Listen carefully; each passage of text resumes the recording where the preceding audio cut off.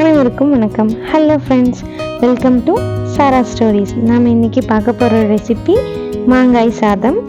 நல்ல டேஸ்டியாக இருக்கும். சீசனில் கண்டிப்பாக செஞ்சு பாருங்கள். வாங்க எப்படி செய்கிறதுன்னு பார்க்கலாம். நான் இன்றைக்கி மாங்காய் சாதம் செய்கிறதுக்காக 2 பச்சை மாங்காய் எடுத்திருக்கேன். அதாவது நல்லா முத்துனதாக இருக்கணும், நான் பழுத்திருக்கக்கூடாது. மாங்காய் துருவல் ரெடி பண்ணிக்கலாம். மேலே உள்ள காம்பு பகுதியை கட் பண்ணிவிட்டு ஸ்கின்னை பீலர் வச்சு பீல் பண்ணி எடுத்துக்கலாம். நான் 2 மாங்காயுமே பீல் பண்ணி எடுத்துட்டேன் பாருங்கள்.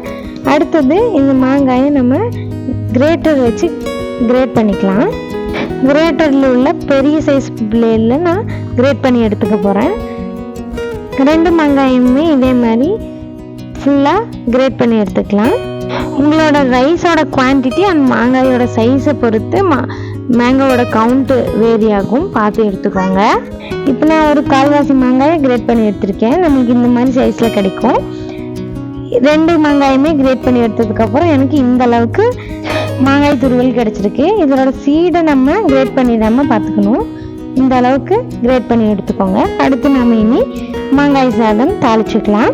பாத்திரம் வச்சு ஹீட் ஆனதும் ஆயில் ஆட் பண்ணிக்கலாம்.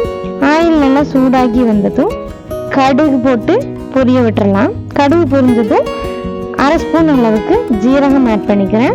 ஜீரகம் பொரிஞ்சதும் கடலைப்பருப்பு ஆட் பண்ணிக்கிறேன். கடலைப்பருப்பு கலர் ட்ரான்ஸ்ஃபர் ஆகி வந்ததும் 4 பல் பூண்டு ஆட் பண்ணிக்கிறேன்.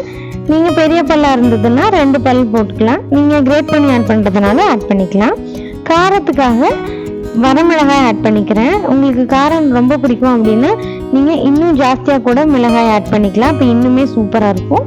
அடுத்தது வெட்டி வச்சுருக்கேன் ஒரு பெரிய வெங்காயம், 3 பச்சை மிளகாயும் ஆட் பண்ணிக்கிறேன். பச்சை மிளகாய் ஆட் பண்ணும்போது நம்மளுக்கு ஃப்ளேவர் கிடைக்கும். அடுத்தது ஒரு கொத்து கருவேப்பிலை ஆட் பண்ணிவிட்டு நல்லா வதக்கி கொடுத்துக்கலாம். வெங்காயம் கண்ணாடி பதத்துக்கு வதங்கி வரணும், ரொம்ப வதங்க விட்டுறக்கூடாது. வெங்காயம் இந்த அளவுக்கு வதங்கி வந்ததும் நம்ம கிரேட் பண்ணி வச்சுருக்க மாங்காய் துருவலை ஆட் பண்ணிக்கலாம். இதையும் நம்ம நல்லா மிக்ஸ் பண்ணி கொடுத்துக்கலாம். எண்ணெய் வெங்காயம் எல்லாத்துக்கூடையும் நல்லா மிக்ஸ் ஆகி வரணும். மாங்காய் நல்லா மிக்ஸ் ஆனதும் தேவையான அளவு உப்பு ஆட் பண்ணி கலந்து கொடுத்துக்கலாம். கூடவே ஒரு 1/4 ஸ்பூன் மஞ்சள் தூளும் ஆட் பண்ணிக்கிறேன். இப்போ நம்ம இதை எல்லாமே நல்லா மிக்ஸ் பண்ணி கொடுத்துட்டு அப்படியே வேக விட்டுறலாம். மாங்காயிலேருந்து லைட்டாக தண்ணி விட்டு வரும். இப்போ பாருங்கள், மாங்காய் வெந்து கலர் சேஞ்ச் ஆகிருக்கு.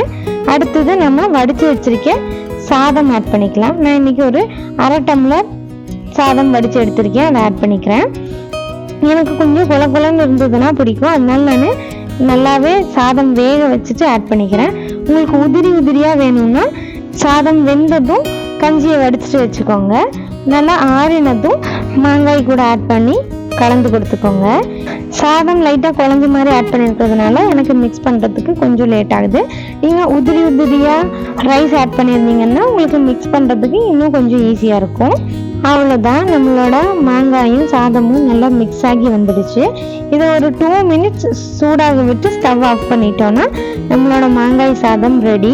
நல்லா டேஸ்டியாக இருக்கும். உங்களுக்கு பிடிக்கிற மாதிரி இருந்ததுன்னா கூட சக்கரை ஆட் பண்ணிக்கோங்க. இதே மாதிரி செஞ்சு பார்த்துட்டு எப்படி இருந்ததுன்னு கமெண்ட்டில் சொல்லுங்கள். வீடியோ பிடிச்சதா லைக் பண்ணிக்கோங்க. தேங்க்ஸ் ஃபார் வாட்சிங்.